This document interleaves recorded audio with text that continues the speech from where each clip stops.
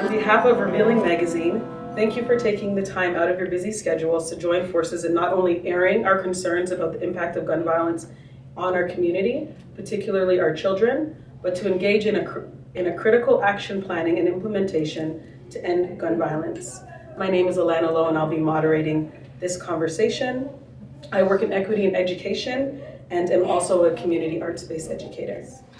Project Community Space is an initiative launched by the Toronto Police Services.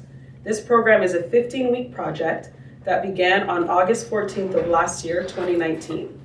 The Toronto Police Services receives $4.5 million in funding and $1.5 million each from the federal, provincial, and municipal governments. The aim was to improve community safety through measures such as better monitoring of bail compliance and increased community engagement. Police conducted 2,392 bail compliance checks, and 88 offenders were found to be not complying with their bail conditions.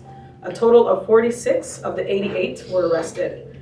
Of the 1,145 charges laid, 28% were firearms related. Further, Toronto City's operating budget over the past 6 years has increased to 20%. The policing budget increased by 6%. Community funding decreased by 4%. Gun shooting increased by 165%, and gun violence victims increased 203%. So my first question is, what does this data mean to you as your roles as mothers, fathers, teachers, students, community members, and community leaders? So let's start with parents on the panel. I've never really paid attention too much. I just can't afford to. Okay. I just can't afford to. Absolutely. I'm being honest, I really can't afford to. Yes, I understand. I find it very heart-wrenching because while we see this increase in elsewhere, we see this decrease when it comes to community.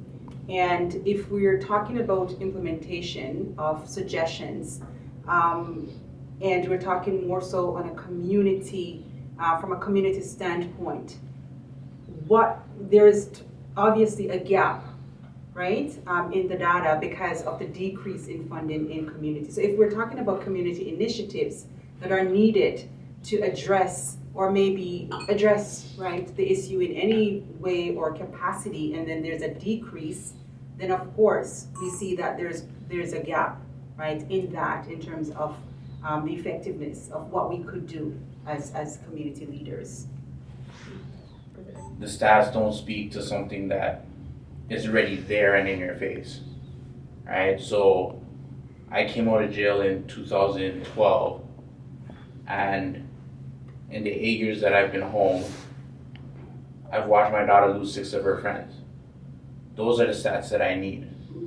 Like, that's what speaks volumes to me. Like, that cannot be denied.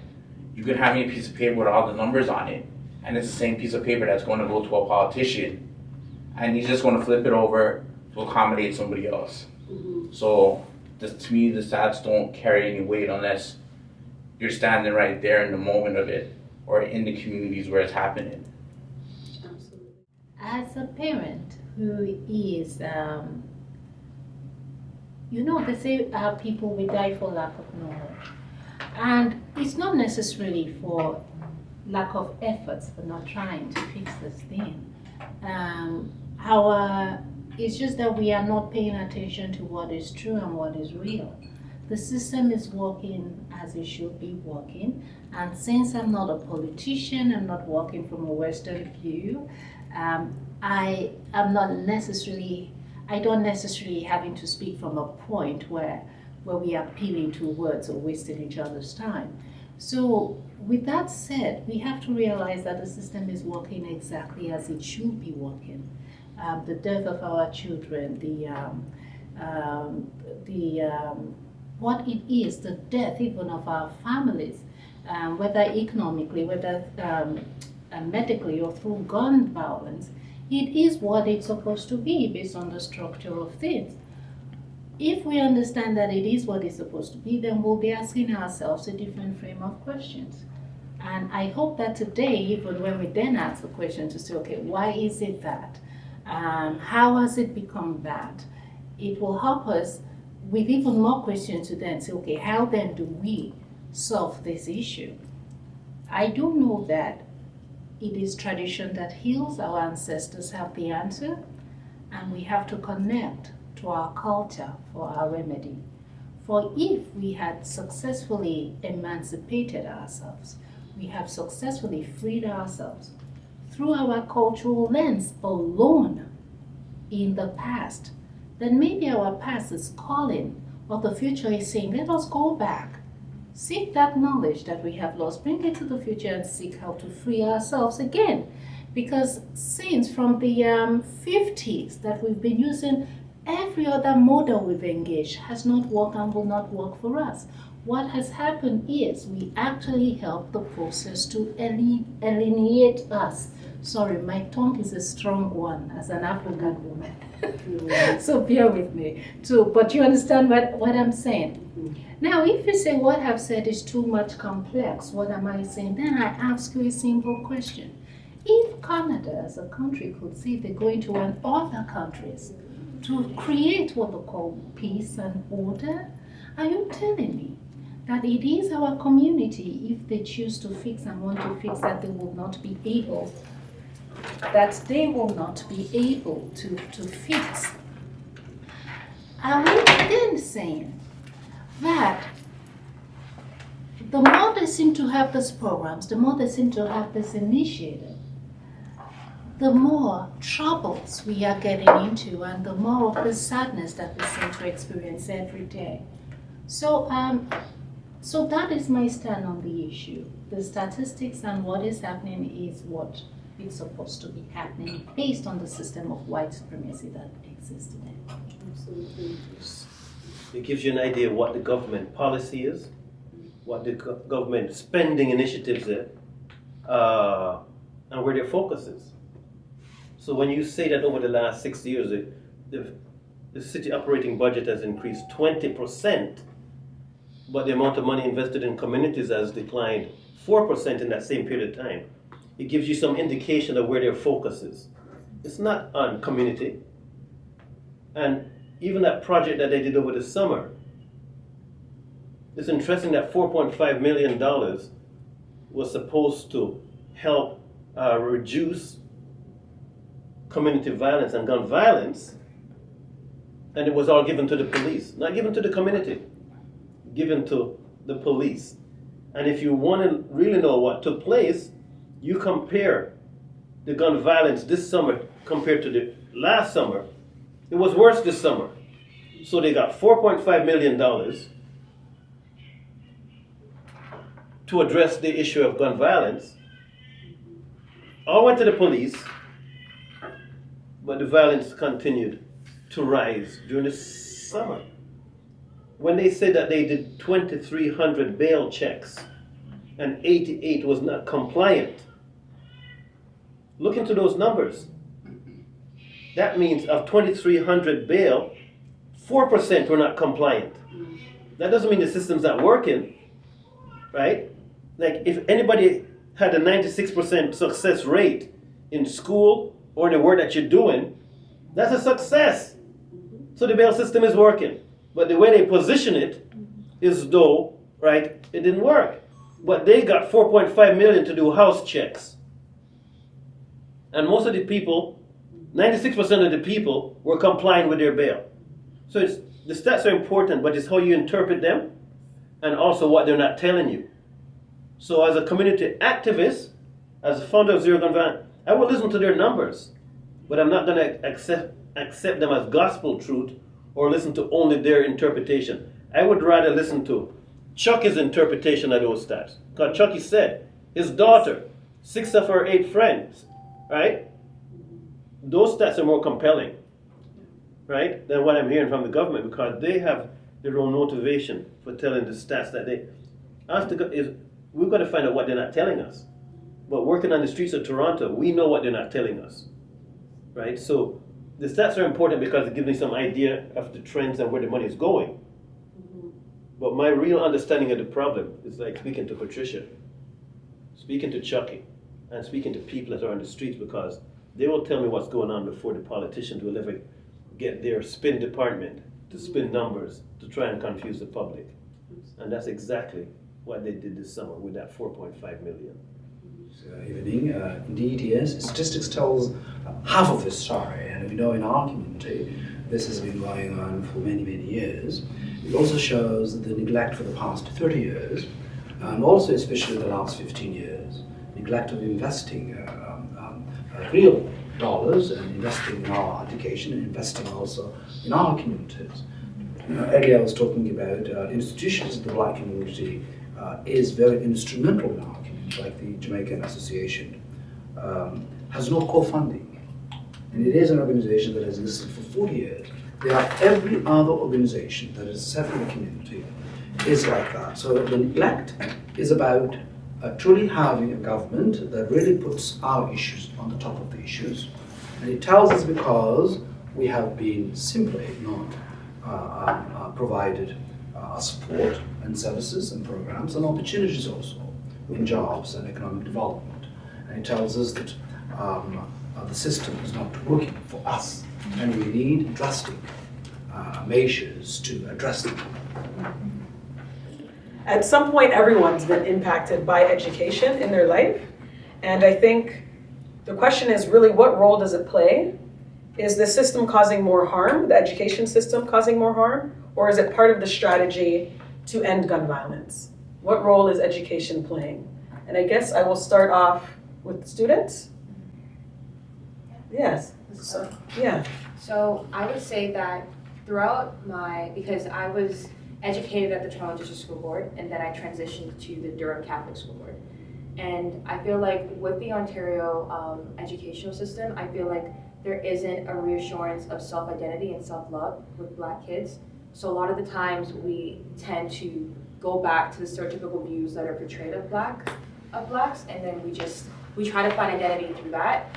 And it's because of that, because we're identifying with an Anglo-Saxon way of living, it's like we're more dependent on our house structure of really forming us and really creating values as students. And I feel like even it's the same at U of T, where it's I study political science, but again, I can't find myself in the curriculum. Like I can't identify with it because it's like I learn all these different ways of the government and all this, but it's like how does it go back to influence me, and where can I take my place in there where I can be able to help people that look like me, you know? So I feel like once this identity where I can identify more with the curriculum, I feel like we can be able to really touch on gun violence in that way.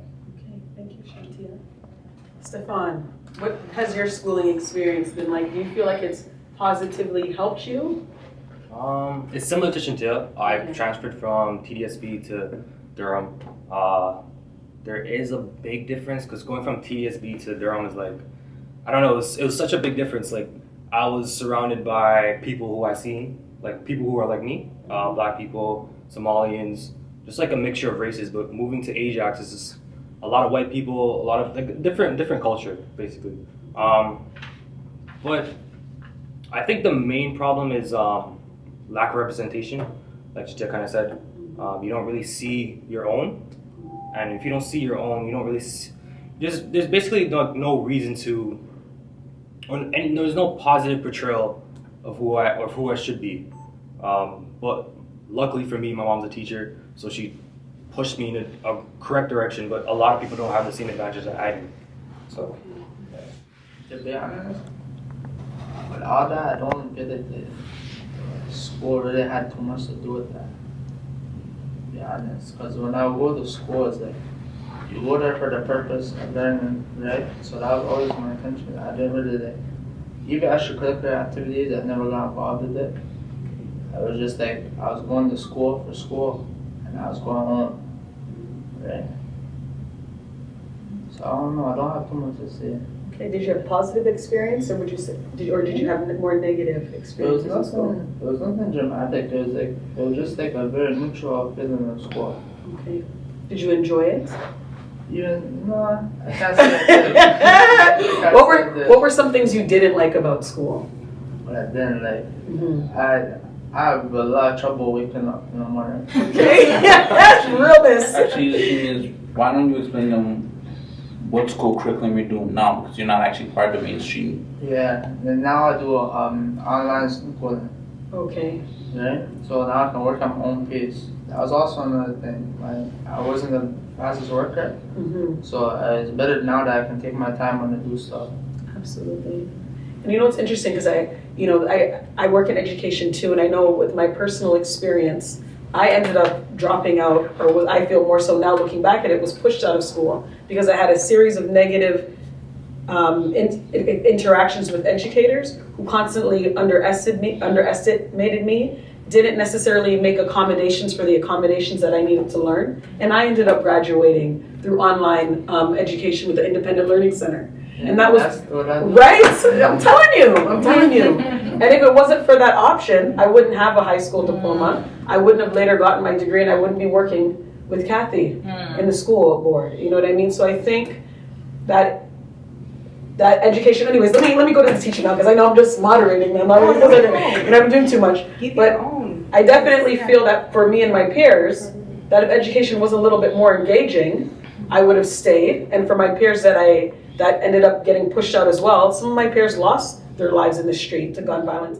Not only as educators, but also as parents, we need to, first of all, make sure that we understand our own cultural. So the responsibility is on us to also know our history so that we can actually be in a better position to engage our own home or children, right? Mm-hmm. And then, so I speak as a parent as well as an educator. So going into that space, I see the value in engaging students on a cultural level, because it's more responsive, to who they are as an individual. Now, in terms of the direct connection or relationship to gun violence, you've just mentioned being pushed out, right? There was an alternative for you, but not every student is easily engaged in an online learning platform. I've taught online learning. I've also utilized online learning in my room, in my space.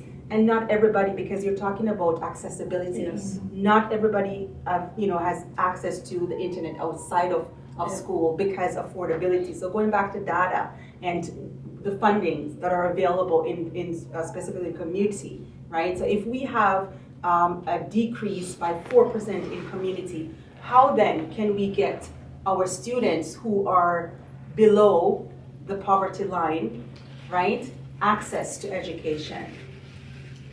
Right? Mm-hmm. Okay. I think one thing I'd like to say about the education thing is we've got to be brutally honest here. Mm-hmm. And there's a sense of urgency in identifying this problem and correcting it. Because what everybody has said, it could have been said 5 years ago, 10 years ago, 15 years ago, 20 years ago, 25, I could go on. Right? What we're finding is that 80% of the population currently in the provincial jail system, they do not have a proper grade 8 education. 8 out of 10, right? That's a staggering number, right? Why are we giving our students a grade 8 diploma saying that you graduated when we know that they can't read and write properly? It sets them up for failure. You're going to send them to grade 9 after this graduation ceremony with all the family taking pictures and everything. They're going to go to grade 9 and they're not even going to survive the first week. So what do you think they're going to do? The gang people will say, we have a recruitment plan because we watch out for those kids that are struggling and we engage them in a meaningful way, right? And it's builds up. So violence becomes an option for them because they're not employable, they're not getting through the education system, they're having problems in their community. So it's a setup. And then when they get involved in criminal activity and end up in jail, we seem surprised. So who are the real criminals? The education system. Because this is not foreign news to them. Right? And if we don't call this out honestly and brutally be honest with it, right? Some of these school boards, these school systems, they should be held accountable in some way, shape, or form. And we're not holding them accountable. And as a result, the problem continues. and then we act surprised when a gang has a better recruitment plan than a Toronto District School Board has a better education plan. We got a problem. Who are the real criminals? So the link from school to jail is not a dotted line. It's not a figment of anybody's imagination. It's a reality. And somebody has to be held responsible. And the Toronto District School Board and the school boards should be held accountable for their contribution to any criminal element and criminal activity that's taking place in the city, because they set these people up to fail, and then they act surprised when they fail. So there's a direct link, and it's not new, and it's by design. I go back to what you were saying. This is happening the way it is supposed to, according to them. But our challenge is, how do we disrupt that?